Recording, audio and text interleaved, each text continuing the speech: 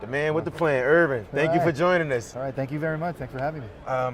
So quick question, I got to start off like this. Yeah. How do you feel being here at eMerge America? How's the energy? How's the atmosphere?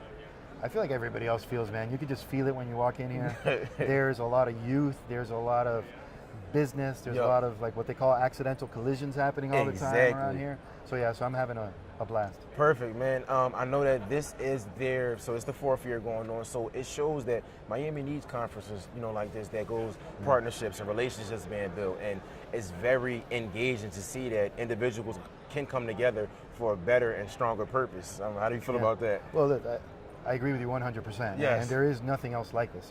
We needed this so much down here. Yes. That when Medina's had this vision, to create this thing, it was the perfect timing. Wow. And now in its 4th year, you could just see that it's all coming into life. Yes, and it's happening. Just another question that I would love for you to speak on. You are a CEO. Yeah. You run your own business. Yes, sir. Engel and Volkers. Give us a rundown of it. Yeah. So Engel and Volkers, I own the Miami company for Engel and Volkers. So it's a franchise. Yes. Based out of Germany. Perfect. There's 850 offices around what we call shops around the world. We're in almost 40 countries. That's amazing. And in North America, we're over 130 locations now and growing. Wow. So we're largest market share in Europe. Yes. And we're as global as it gets when it comes to a real estate network.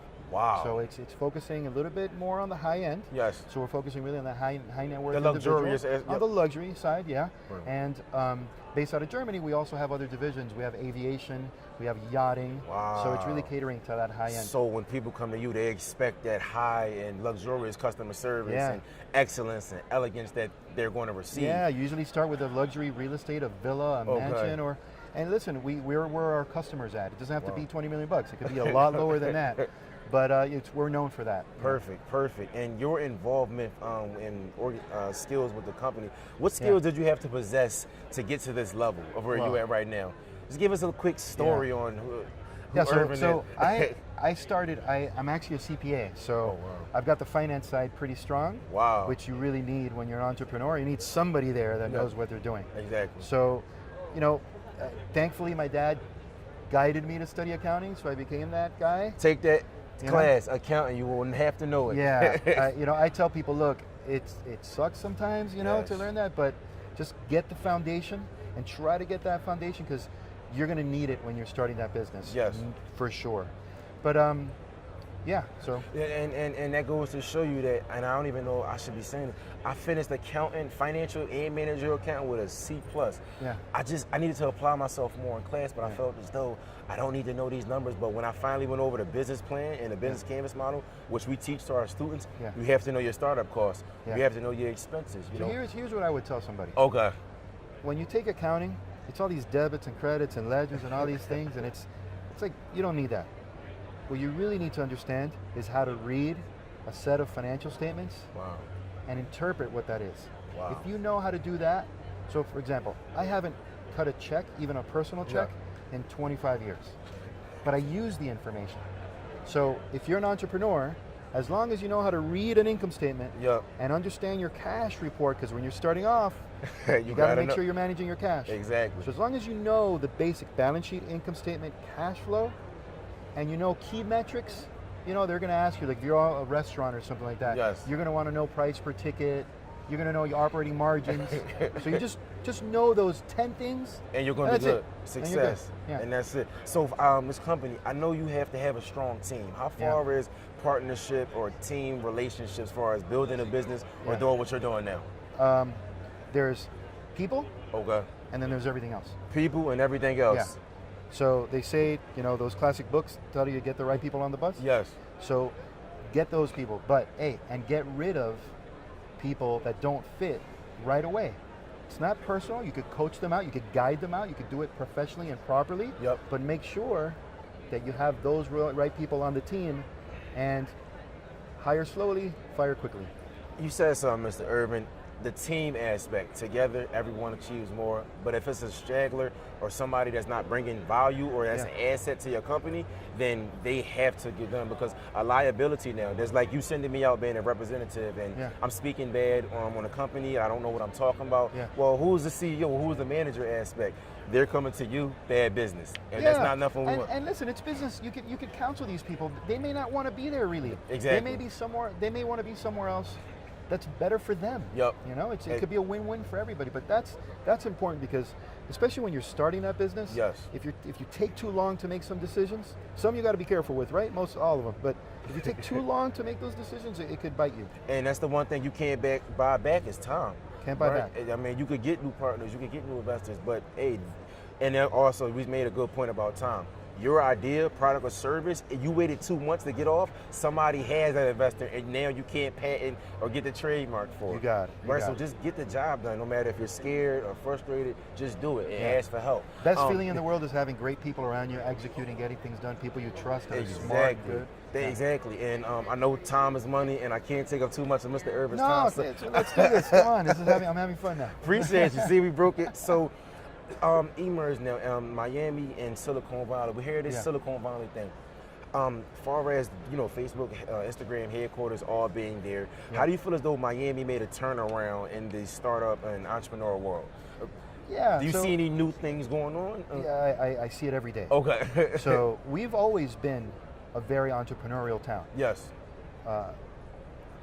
Town of immigrants, a town of a lot of locals. It's like a melting pot, basically. It's a melting pot for everything. And there's a lot of ideas, and there's capital flowing through. So that's never really been the problem. It's really been more generating that next level of idea and fostering those things, and then keeping them here. The support system behind it. The support system. Yes. Yeah, we have a lot of smart people. They have ideas, but they'll go to New York, Boston, San Fran. So more and more, you're seeing people stay here. Exactly. So one of the reasons that we sponsored the event as a global sponsor and the exclusive real estate sponsor is because it's not only so we could get buyers and sellers of real estate here, it's because we want to be part of that ecosystem.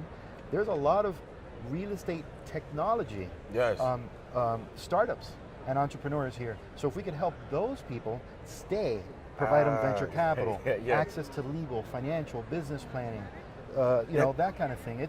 And they'll stay. And before you know it, then we have that part of the ecosystem. So what our role is at Engel and Volkers, since we're a real estate firm primarily, we are a real estate firm, is our role is primarily to keep our little space. Just like you guys have your industry, we got our vertical. And that goes to show you, it's never bad to have too many of the same nor different industries, whether it's healthcare, whether it's technology, whether it's finances, because at some point, one of our upcoming youth or millennials period or older adults want to get involved with it. And if they don't have any support, then how can we blame them for not chasing their dreams or chasing their passion, right? So give us 3 traits that made you up to, and I know as you said the skills, but made you up, whether that was hustle, whether it was focus, whether it was mindset, and just give us those 3 traits. You have. I don't quit. Okay, don't quit.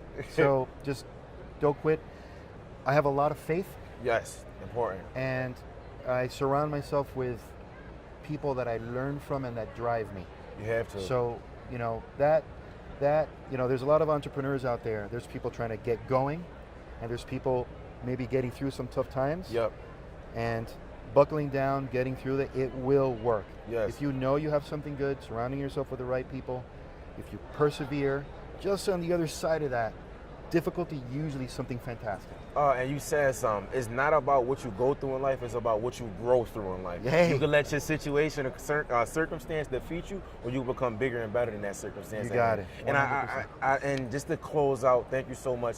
Advice to our upcoming entrepreneurs, as far as millennials or our youth. What are some things they need to focus on, or words of advice? Yeah. I think the best thing you can do as a millennial, is find that mentor. Find a mentor. Now, take a step back. Okay. If you think, well, I'm not worthy of a mentor, I'm not good at networking, I'm really good at my product and working or whatever, but I'm not good at networking and finding a mentor, you are good at finding a mentor. All you have to do is say, hi, can I show you something? I may need some help with this. I need a little bit of guidance. That's it. That's all it takes. Guys, I'm 47 years old. If a 20-year-old kid comes to me, thanks, man. Yeah. If a 19-year-old kid comes to me, right? Yes, sir. James comes to me and he says to me, "Hey, can you help me take a look at this? I'm gonna look. I may take a couple weeks to call back because I'm busy, do something, but at the end of the day, I'm going to get back to you. I'm gonna help, or I'm gonna introduce you to somebody. I'm gonna want you to win. Especially, there is a huge crew of folks in Miami right now. Yes. Different levels of generations, right? So Manny's a little bit ahead of me, and then there's guys right below me. Yep. But we're all helping each other, especially if you want to build and stay in Miami. There is a network of people that's here to help you at any level. Listen, you heard from the best. Surround yourself with great people. Find mentorship. And you have to understand where you want to go in life. Mr. Irving, thank you so much for your time. You're amazing. Thank you. eMerge America 2017.